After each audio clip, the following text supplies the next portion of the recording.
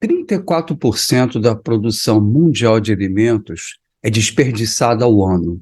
Isso é suficiente para alimentar 2 bilhões de pessoas passando por fome no mundo. No Brasil, 8,7 milhões de toneladas de alimentos são desperdiçadas ao ano. Oi, pessoal, Sérgio Hart aqui da Cena Digital, em mais uma entrevista da série Transformação Digital Startups em Cena. Hoje a gente vai conversar com o Luciano Kleiman, CEO da startup Before Waste.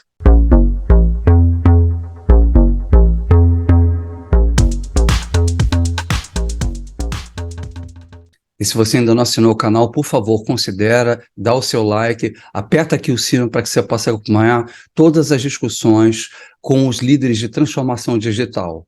A Before Waste é um marketplace que nasceu para conectar empresas com pessoas, oferecendo produtos próximos do vencimento por preços atrativos, contribuindo assim para a diminuição do desperdício.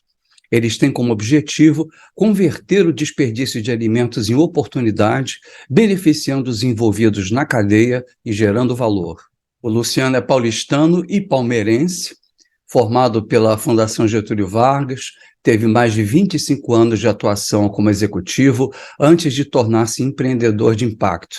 Ele atuou por 18 anos na Adidas, montou a subsidiária da Birkenstock no Brasil, foi CEO da Gran Cru e, durante a pandemia, foi CEO da rede Mambo de supermercados.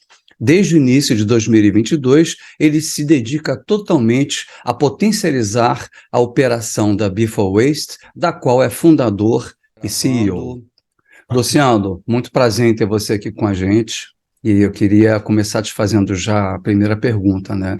Eu queria que você compartilhasse com a gente qual foi a oportunidade que você percebeu, né, para criar a Before Waste. Legal. Sérgio, primeiro eu queria agradecer o convite, a oportunidade de participar aqui da Cena Digital. Acho que é um veículo com um público muito qualificado para discutir um tema tão importante quanto a evolução tecnológica nos negócios. Dentro desse espectro, eu acho que as iniciativas de impacto têm buscado o seu espaço, né, de fato, trazendo uma contribuição que seja não só no sentido de rentabilidade, não só no sentido econômico, mas trazer verdadeiras contribuições aí para a sociedade, para o ambiente. Nós identificamos a oportunidade trocando ideias sobre possibilidades de negócio e entendendo que o desperdício ela é uma dor muito grande para o planeta, para a sociedade e para os negócios também. E muitas vezes se fala do desperdício como uma questão ambiental, né? O desperdício sozinho é responsável por 11% das emissões de gases de efeito estufa, segundo o estudo da BCG, Closing the Food Gap, lançado no mês passado. Portanto, ele é de fato uma questão ambiental, ele é uma questão social, não há a menor dúvida, é a primeira vez que o planeta produz alimentos suficientes para que não houvesse fome no mundo, e apesar disso temos 800 milhões de pessoas no planeta, ou 33 milhões de brasileiros com algum tipo de insegurança alimentar. Mas, sem dúvida, o impacto nos negócios é muito grande, né? Quando se olha só para o segmento de supermercados, a média brasileira de perdas, de desperdício por vencimento e por maturação é aproximadamente 2% do faturamento, o que não deixa de ser muito próximo ao volume de lucro dos supermercados, que também está próximo de 2% do faturamento, né? Então, aí a gente entende que existe uma potência de contribuição para o resultado que realmente pode auxiliar de uma forma importante diversas partes da cadeia. E dali a gente começa a desenvolver a Before Waste, pensando no modelo que fosse, acima de tudo, digital, porque, por essência, o que é digital pode ser replicável, pode ser escalável. E aí começou a nossa jornada. Isso foi em dezembro de 2019. E você já é uma pessoa do ramo, né? Você estava à frente, né, de supermercado, né? Quer dizer, você também entende desse métier, né? Não foi simplesmente uma ideia do nada, né? Isso foi consequência também da tua experiência profissional. Eu vinha de experiências em segmentos diferentes, né? Eu tinha passado por esporte, por moda, por vinhos, né? Liderando a Gran Cru. E até interessante, né? Porque eu até dizia, né, que a minha experiência com alimentos, nessa época, tinha acontecido segundo os critérios franceses, que classifica vinho como alimento, né? Para o critério brasileiro, ainda não entra ali. Mas, sem dúvida, a gente, quando começa a desenvolver a Before Waste, eu não tinha ainda tido uma experiência tão profunda como aconteceu no Mambo, nos anos da pandemia, onde eu tive a oportunidade de fazer parte da equipe, junto com os sócios, e aprender, eu diria, na cozinha, né, pelo lado de dentro dos mercados, de fato, como esse negócio é tão intenso, né? Eu acho que a relação de esforço para resultado do supermercado, ela talvez seja a maior que exista, né? Você realmente tem capital intensivo, muito estoque, muita gente, muito processo, muita operação, para um resultado que, em termos percentuais, é sempre muito pequeno, né? Muito difícil você ver alguém que tenha um lucro líquido de 2 dígitos. Isso é muito difícil acontecer no varejo alimentar. Mas aí eu acabei tendo essa oportunidade através de amigos, conhecidos, e acho que foi importante para que eu pudesse ajudar a Before Waste a entender melhor o lado de quem sente uma dor muito grande. Nesse caso, os clientes, dos principais clientes nossos são os supermercados. Então, foi um aprendizado interessante para mim. Outra coisa também que você está falando, que é muito importante, até compartilhar com o pessoal que está assistindo a gente, né? A gente fala muito de transformação digital, e uma das coisas que mais marca essa economia digital é a preocupação que o empreendedor ele passa a ter, não só com a empresa dele, mas com o entorno, né, que você pode chamar de ecossistema, mas na realidade pode ser até a própria sociedade. Quando você cria um negócio como esse, você acaba mexendo com estruturas sociais em volta, né, ou para melhor ou para pior. Então, se você está digitalizando todo o processo, você pode estar deixando gente desempregada. Por outro lado, se você está agindo numa economia digital, você pode começar a aproveitar outros nichos e oportunidades de mercado que você normalmente não teria condição nem de enxergar. Então, na realidade, você está olhando para um ecossistema mais amplo, que é um ecossistema do desperdício, né, e está descobrindo uma oportunidade nisso. Então, isso é muito interessante, como é que a economia digital ela funciona também, uma das formas de você enxergar os benefícios disso. E pegando daí, eu queria que você falasse um pouco para o pessoal como é que funciona, o que é o Before Waste e como ele funciona. Eu gosto muito dessa discussão que você traz, né, Sérgio? Quanto que a digitalização tem efeitos diversos, né, para a sociedade, né? Interessante, de fato, o exemplo da automatização de processos, que pode trazer maior eficácia, mas que pode também ter uma derivada de menor empregabilidade, né? No nosso caso, eu acho que quando você busca um empreendimento de impacto, você tem que pensar na consequência para todos os envolvidos, né? Eu acho que o que a gente tem bastante orgulho é ter criado algo que gera valor real para Sim, todos os envolvidos, né? Nós, de fato, é até interessante nesse aspecto, porque a partir do momento em que nós criamos um mercado ou geramos leads para um produto que ninguém queria, porque esse produto ele já estava destinado ao lixo, é interessante notar que o delta, do ponto de vista de pessoas envolvidas, ele é positivo, né? A gente mais gera emprego nesse caso, criando uma empresa e criando eu diria, uma atenção e uma energia para produtos que antes, de fato, eram jogados fora, né? e você Né? alimenta mais gente também, né? Esse é que é o mais incrível. Sim, nós estivemos, eu gosto muito de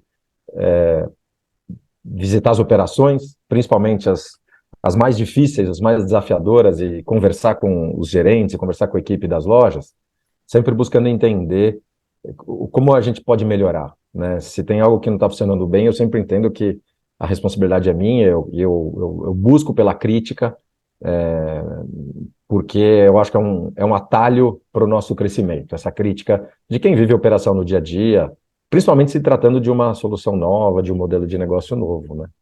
Então, como nós funcionamos, né? Você comentou desse impacto social, né? Basicamente, nós somos uma plataforma que conecta qualquer empresa que tenha perdas por vencimento ou por maturação com pessoas ou também empresas interessadas em comprar produtos próximos ao vencimento, próximos, o que significa ainda em condições perfeitas de consumo, porque nós seguimos estritamente as regras da Anvisa, que são muito claras né, muito exigentes, inclusive, né, e nós oferecemos esses produtos com pelo menos 50% de desconto.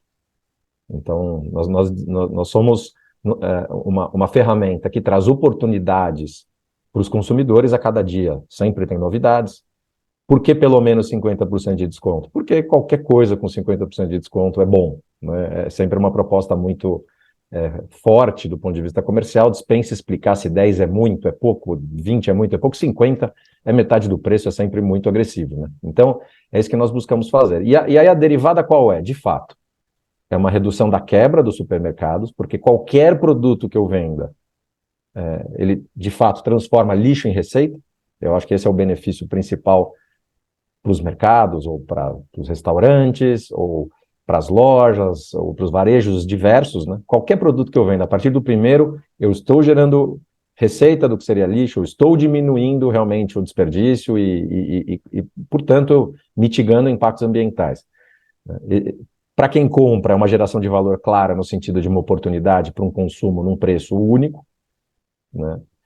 E aí acho que existe uma derivada interessante. Eu estava comentando da visita às lojas porque nós encontramos um consumidor do nosso lado no balcão esperando para retirar o seu produto, e eu perguntei se ele era consumidor, e ele é um morador de uma das comunidades em Guarulhos, vizinho a 2 lojas do Lopes, que é nosso parceiro comercial, e ele diz que todo dia ele pesquisa nessas 3 lojas próximas da casa dele, porque é ali que ele consegue. Ele estava com a netinha no colo, e dizendo, a gente consegue comprar iogurte para ela, porque a gente encontra na Before Waste numa condição que, se fosse no preço cheio, eu não conseguiria comprar. Então, esse acesso ao alimento numa condição especial também é algo que a gente fica muito orgulhoso.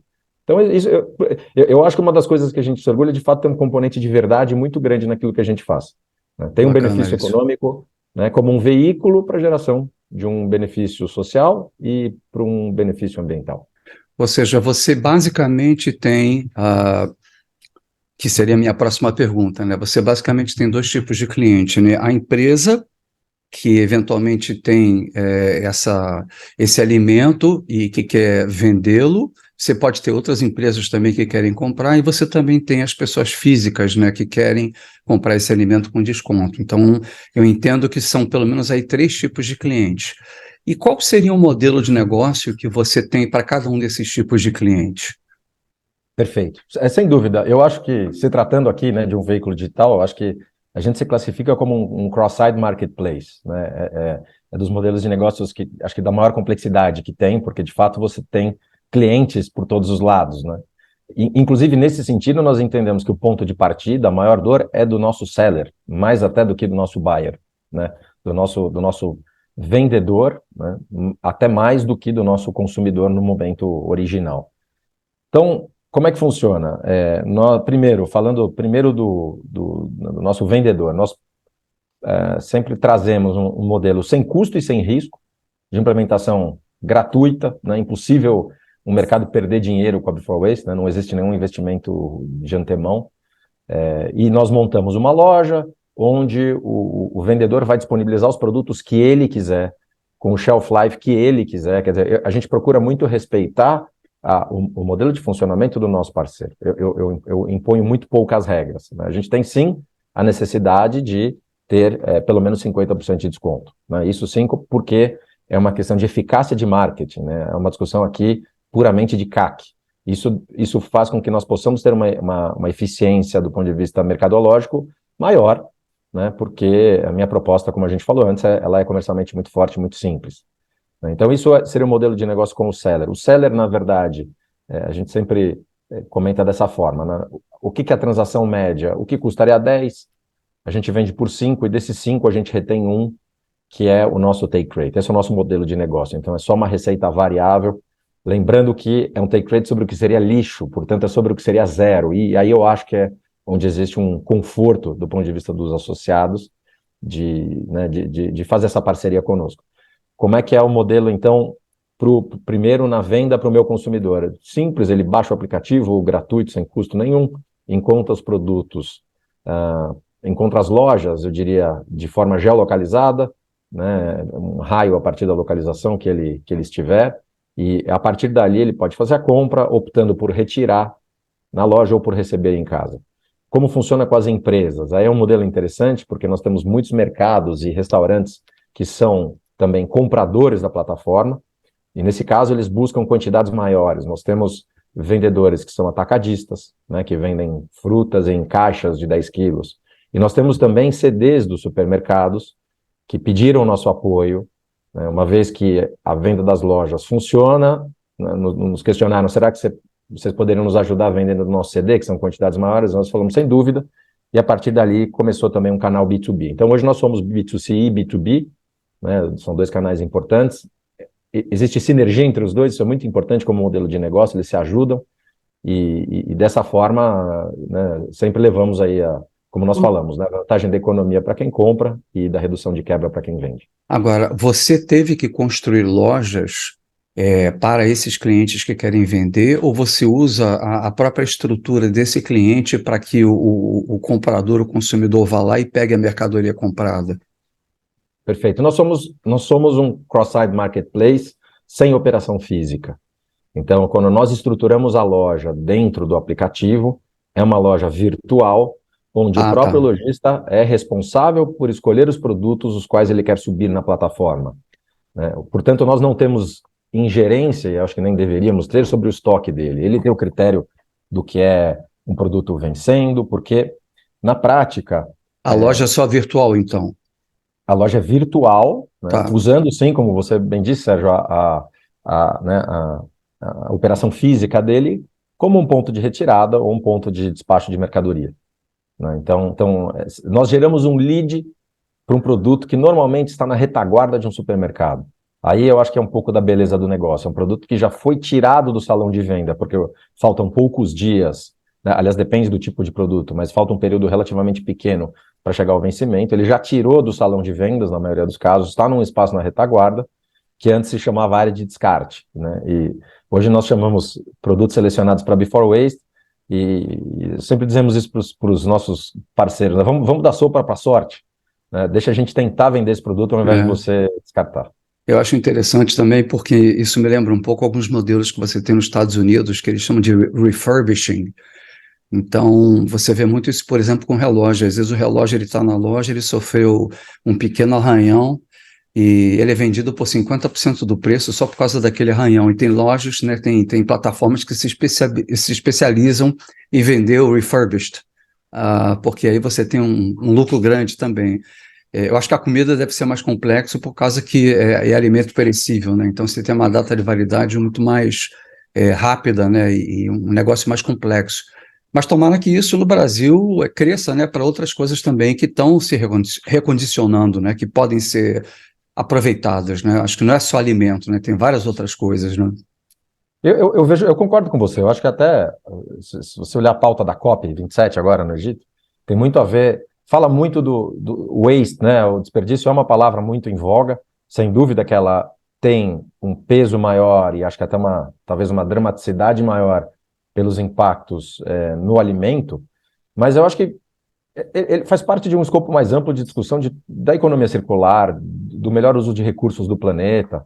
Então, de novo, eu acho que é interessante você olhar...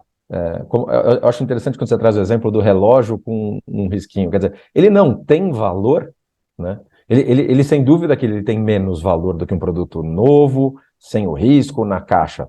Mas ele não tem valor. Não é possível haver uma comercialização, né, uma utilização desse produto num ciclo de vida mais longo? Sem dúvida que há. Então, eu acho que são variáveis, eu diria, né, variações do mesmo assunto e todas muito bem-vindas. A gente tem buscado... inclusive, trazer soluções complementares à nossa, na cadeia do desperdício, para a mesa, para discutir como a gente pode ter um impacto, inclusive, mais amplo, né? E eu não duvido que no futuro a gente inclua outros tipos de produtos também, né? No fim, tem a necessidade do sucesso do negócio, né? Fazer uma startup, criar um negócio, como qualquer empreendedor sabe no Brasil, é um tremendo desafio, né? Quando a gente sente isso na pele, é realmente, né, acho que pelo menos no meu caso, sempre fui executivo, sendo empreendedor aqui de primeira viagem, é realmente um esporte diferente, é uma intensidade diferente, desafios enormes, mas de qualquer forma eu acho que a gente tem que pensar no nosso negócio, mas pensar no escopo macro, desses impactos que estamos trazendo aí para o planeta e para a sociedade, né? O que eu queria te perguntar agora também era o seguinte...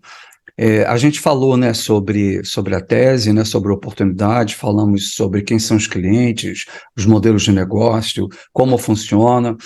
Agora eu queria ouvir de você um pouco também sobre o futuro, né? Quais são as perspectivas que você está vendo para o teu negócio em termos de escopo de atuação, em termos de geografia, em termos de funcionalidade? O que você está prevendo aí? Hoje, Before Waste tem 1 ano e meio de operação.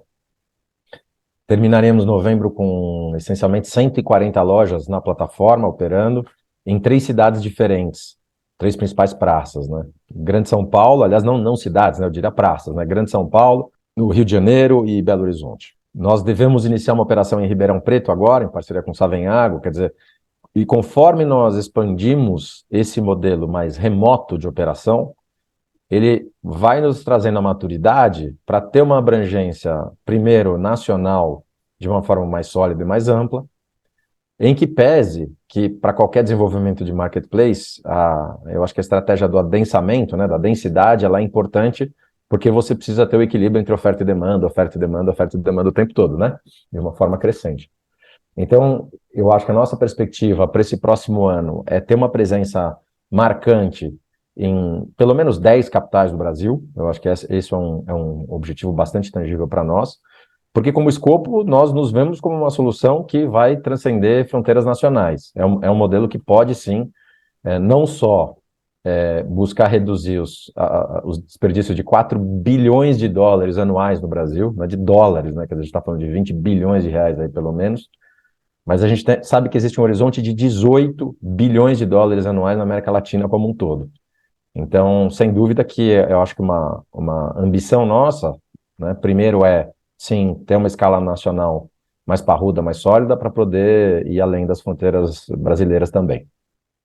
Perfeito. Isso sem falar, por exemplo, do excedente de produção que você tem com os produtores rurais, né? Ou seja, antes de chegar no Ceasa, no Ceagesp, né? Você ainda tem esses excedentes que também poderiam estar sendo comercializados, né? E, ao mesmo tempo, também isso me lembra muito, eu acho que a Intuit americana, ela criou determinados mecanismos que são usados na Índia, aplicativos onde o produtor rural ele vai ver em que feira ele vai vender e aonde e como está o preço do produto dele em cada uma dessas feiras, para que ele não faça a viagem à toa, porque aquilo ali Perfeito. acaba virando desperdício também, né? Só que eu acho que é uma logística para você mais complicada do que no centro urbano. Porque no centro urbano, a própria loja, ela separa um espaço para poder vender o waste dela. Mas quando você está falando de um produtor rural, o acesso a esse produtor rural é mais complexo, né? Mas é uma oportunidade também, do ponto de vista de aproveitamento, né, desse waste, né? Eu te diria que, primeiro, eu sempre digo, né, eu acho que a discussão do desperdício, como, né, que tem termo em inglês, é farm to table, né, desde a produção até a casa das pessoas, né?